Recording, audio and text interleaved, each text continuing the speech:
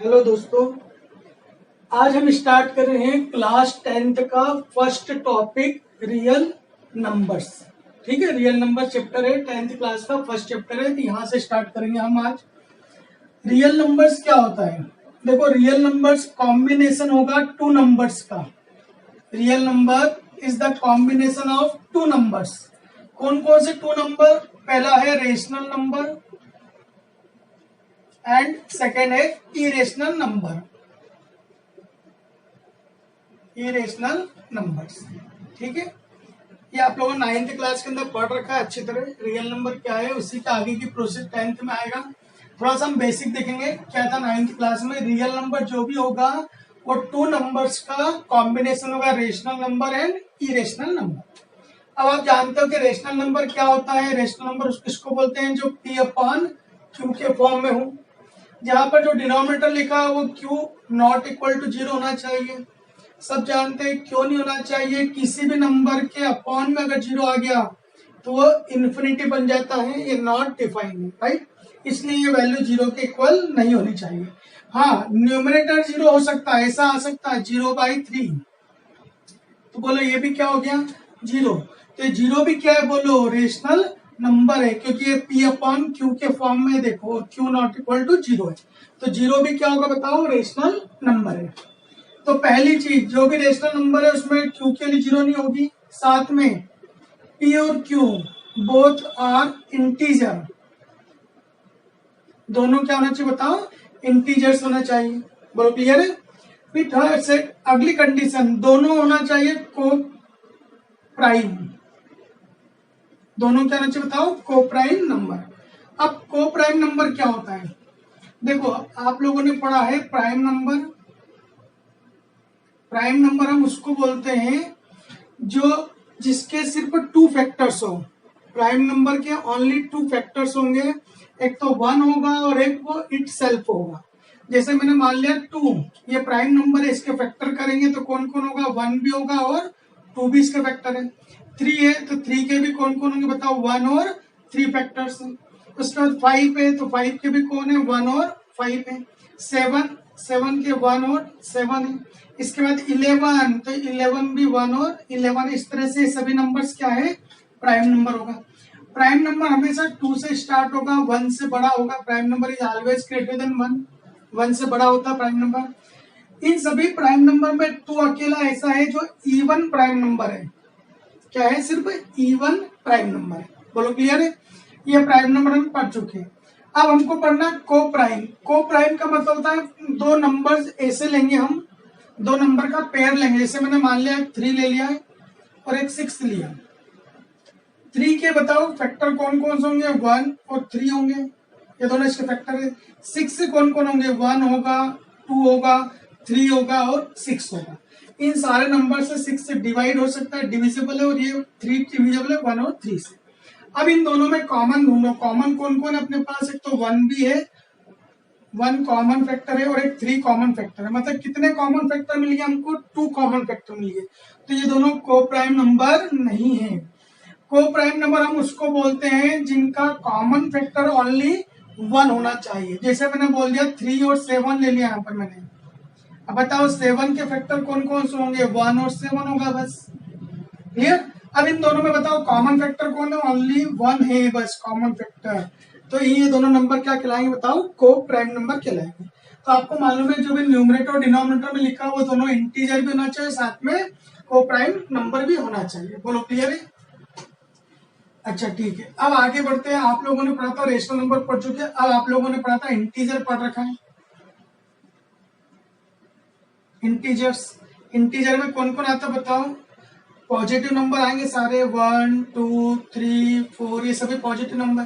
फिर negative number आएंगे, -1 -2 -3, ये सभी नेगेटिव नंबर भी आएंगे। फिर क्या आएगा? एक जीरो नंबर भी आएगा।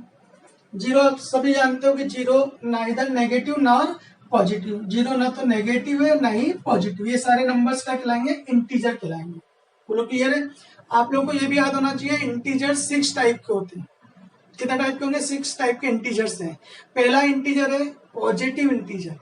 अब बताओ पॉजिटिव इंटीजर कौन कौन है? 1 2 3 4, ये जितने भी नंबर है ये सब क्या है? बोलो पॉजिटिव इंटीजर है। क्लियर? अब मैंने आपसे बोला नॉन नेगेटिव पॉजिटिव, देखो ये कौन है बताओ, पॉजिटिव। अब मैंने अगला पूछा नॉन नेगेटिव। अब आपके कई बार बच्चों के दिमाग में आता सर नॉन नेगेटिव पॉजिटिव तो एक जैसा बिल्कुल लग रहा है। नॉन नेगेटिव का मतलब जो नेगेटिव नहीं हो, और जो नेगेटिव नहीं है मतलब वो कौन है, पॉजिटिव है। बट ठीक है, जो नेगेटिव नहीं है मतलब पॉजिटिव है, तो ये सारे नंबर तो होंगे। अब जीरो भी तो होगा, क्योंकि जीरो ना तो नेगेटिव है ना ही पॉजिटिव है। तो जब नॉन नेगेटिव की बात होगी तो उसमें कौन इंक्लूड हो जाएगा, जीरो भी इंक्लूड हो जाएगा। तो ये नॉन नेगेटिव हो गया। अब आपको अगला है नेगेटिव, ये है नेगेटिव इंटीजर हो गया, ये है नेगेटिव इंटीजर। अब आपसे मैंने पूछा नॉन पॉजिटिव, फोर्थ टाइप का नॉन पॉजिटिव, तो नॉन पॉजिटिव में कौन इंक्लूड हो जाएगा बताओ, जीरो भी इंक्लूड हो जाएगा। तो ये हो गया नॉन पॉजिटिव। तो कितने टाइप के इंटीजर हो गए, 4 टाइप्स के। अब फिफ्थ टाइप का इंटीजर क्या है, फिफ्थ टाइप का इंटीजर है इवन इंटीजर, और 6 टाइप का है ऑड इंटीजर। अब आप लोग जानते हैं इवन क्या होगा, इवन नंबर हम उन नंबर्स को बोलेंगे जो 2 से डिविजिबल हो। अब इन सभी में वो नंबर ढूंढो जो 2 से डिविजिबल है। तो 2 से डिविजिबल वाला एक तो 2 है, एक -2 भी है, दोनों 2 से डिविजिबल है, तो 2 और -2 दोनों आएंगे। फिर आएगा 4 है, -4 है, तो ये भी 2 से डिविजिबल है। बोलो क्लियर है? -6 और +6 ये भी 2 से डिविजिबल है। अच्छा एक नंबर और बताओ, इसमें जीरो भी है ना, zero is always divisible by any numbers, zero सभी नंबर से डिविजिबल है। तो जीरो भी क्या कहलाएगा बताओ, इवन इंटीजर कहलाएगा। बोलो क्लियर है? तो आपके पास इवन इंटीजर में कौन कौन आएगा, जीरो आएगा, +-2 आएगा, +-4 आएगा, +-6 आएगा, ये सभी इवन इंटीजर। अब लास्ट है फिफ्थ टाइप का है ऑड इंटीजर। जैसे इवन इंटीजर मैंने बताया आपको कि जो 2 से डिविजिबल हो, ऑड इंटीजर जो 2 से डिविजिबल नहीं हो। तो 2 से डिविजिबल कौन कौन नहीं है देखो, 1 प्लस और माइनस दोनों में, 3 +-5 +-7, ये सब क्या है बताओ, ऑड इंटीजर होगा। तो इंटीजर 6 टाइप के होते हैं। पहला होता है पॉजिटिव, फिर नॉन नेगेटिव, फिर नेगेटिव, फिर नॉन पॉजिटिव, फिर उसके बाद इवन और ऑड। अब आप लोगों ने इंटीजर के बाद क्या पढ़ा था देखो, आप लोगों ने इंटीजर के बाद पढ़ा है होल नंबर। जैसे आपने ये इंटीजर पढ़ा, तो इंटीजर आप लोगों ने बताया था कौन कौन होते हैं इंटीजर, जीरो होगा, 1 2 3 4, इधर -1 -2 -3, ये सब इंटीजर है। अब इस इंटीजर के अंदर अगर जीरो से स्टार्ट कर रहे हैं हम, ये वाला इसको बोलते थे हम, याद है क्या बोला था अभी मैंने, नॉन नेगेटिव इंटीजर, इसको हम बोलते हैं होल, ये होल नंबर है, होल नंबर्स। ठीक है, रेशनल नंबर, इंटीजर, फिर होल नंबर। अगर जो नंबर 1 से स्टार्ट होंगे, जो काउंटेबल नंबर होते हैं, उसको हम बोलते हैं नेचुरल नंबर, नेचुरल नंबर। तो जो नंबर काउंटेबल होगा वो नेचुरल नंबर कहलाएंगे। Countable number, natural number positive होते हैं, 1 से स्टार्ट होगा, 1 2 3 4, ये काउंटेबल इसलिए बोलते हैं क्योंकि इनसे हम कोई भी वस्तु या किसी पर्सन को हम काउंट कर सकते हैं। क्लास के अंदर मैंने मान लिया 20 स्टूडेंट से मैंने किसी से बोला आप काउंट करके बताओ, तो वो स्टार्ट करेगा 1 से 1 2 3 4, तो ये काउंटेबल नंबर है, तो इसको नेचुरल नंबर बोलेंगे। ठीक है, तो ये नेचुरल नंबर सभी बता दिया मैंने।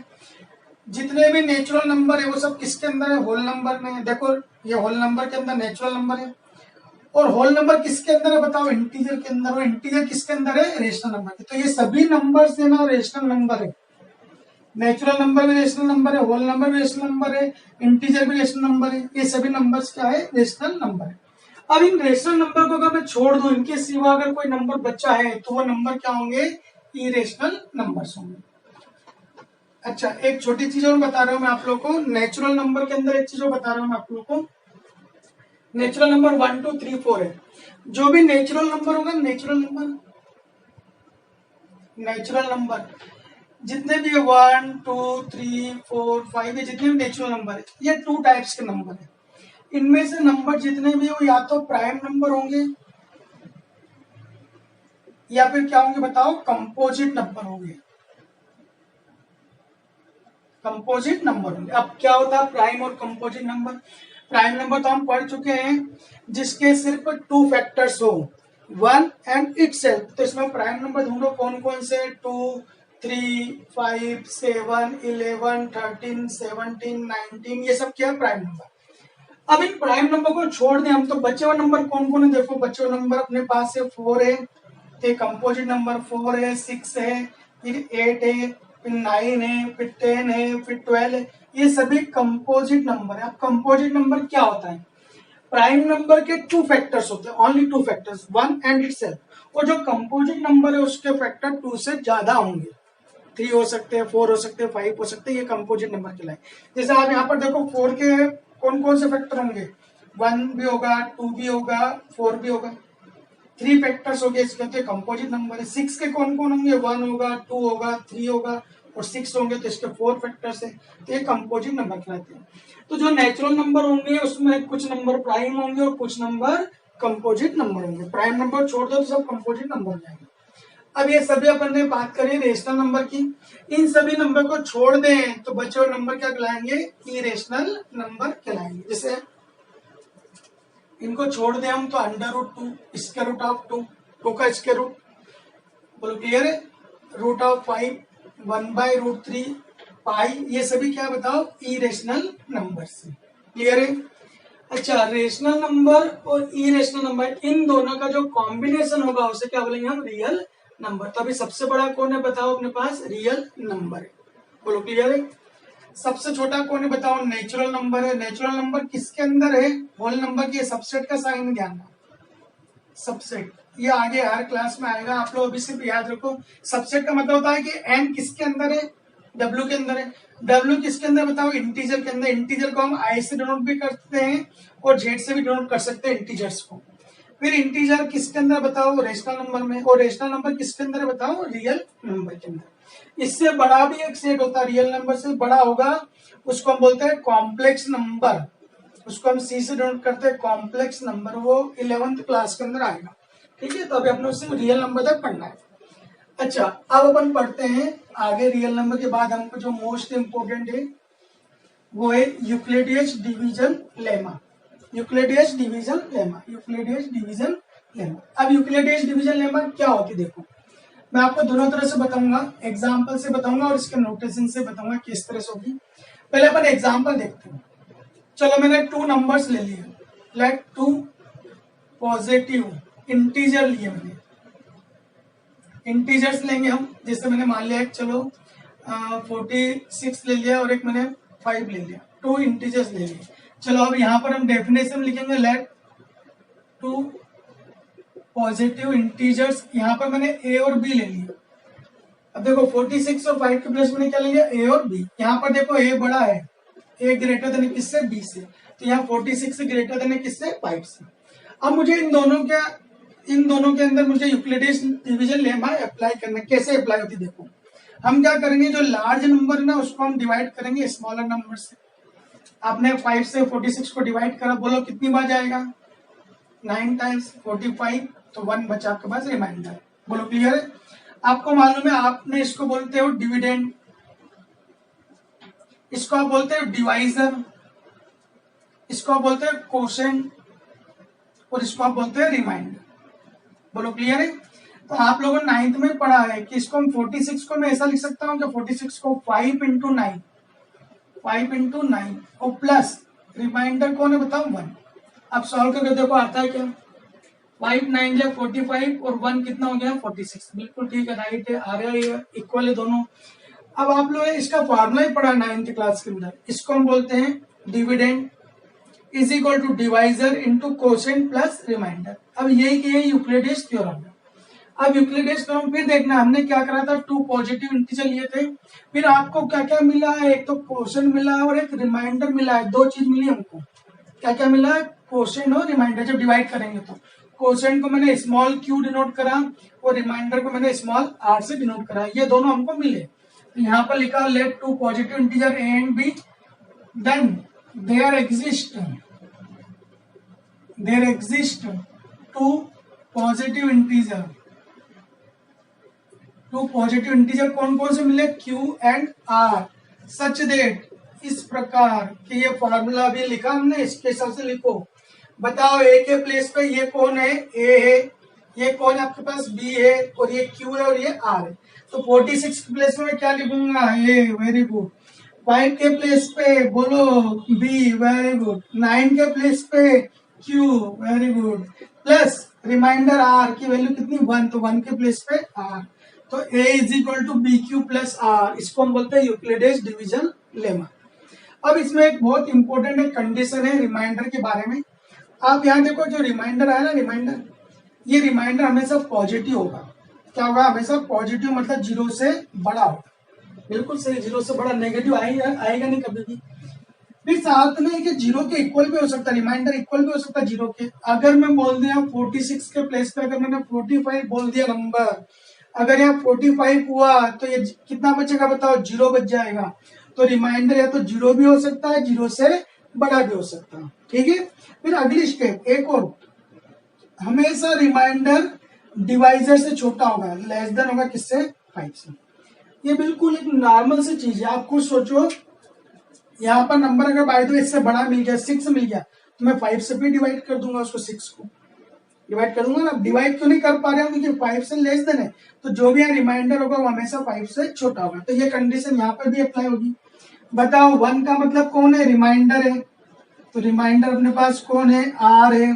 फिर greater or equal to R is always greater equal to 0 and less than 5 मतलब कौन है, 5 मतलब डिवाइजर मतलब बी। तो ये इसकी कंडीशन भी है, देखो। तो इसको हम बोलते हैं यूक्लिडेज डिवीजन लेमा। इस यूक्लिडेज डिवीजन लेमा का यूज करके हम 2 नंबर्स का HCF फाइंड करेंगे। HCF का मतलब होता है हाईएस्ट कॉमन फैक्टर। ठीक है, कैसे फाइंड करेंगे बताऊंगा मैं आपको।